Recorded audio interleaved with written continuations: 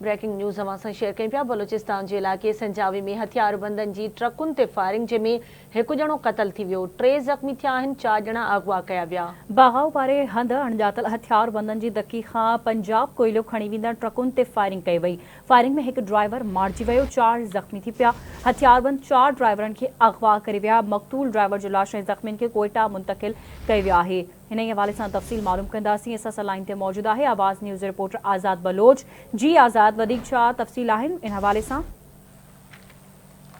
जी बिल्कुल, बलोचिस्तान के संजाई वाले इलाइक़े बघार में देर जो 6 ट्रकनि मथां अणॼातल हथियारबंदनि फायरिंग करे ॾिनी आहे। फायरिंग के नतीजे में हिकु ड्राइवर मौके ते मारिजी वियो आहे ऐं 4 ड्राइवर सख़्तु ज़ख़्मी थी पिया आहिनि ऐं 4 ड्राइवरनि खे अणॼातल दहशतगर्द पाण सां गॾु अगवा करे खणी विया आहिनि। अहिड़े इतला बाद पुलिस पहुची करे दहशतगर्दनि जो पीछो करण ते हिन वक़्तु दहशतगर्दनि ऐं तव्हांजे पुलिस विच में फायरिंग जो सिलसिलो बि हलंदड़ आहे। ॿुधायो वञे थो त हिकु ड्राइवर खे उहो अस्पताल में पहुची वियो आहे ऐं 3 ज़ख़्मी आहिनि और उनखे कोयटा अस्पताल मुंतक़िल कयो आहे। पर हिन वक़्तु ताईं उन ज़ख़्मी जी बि अञा ताईं तादाद जी ख़बर न पइजी सघी आहे ऐं 4 जेके ड्राइवर इहे हथियारबंद पाण सां गॾु खणी विया आहिनि।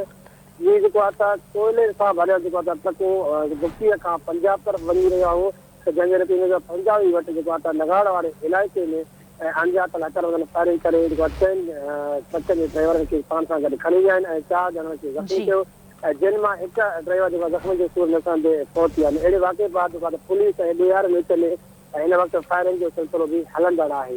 जी ठीकु आहे, मुंहिंजी महिरबानी आज़ाद बलोच अपडेट करण लाइ।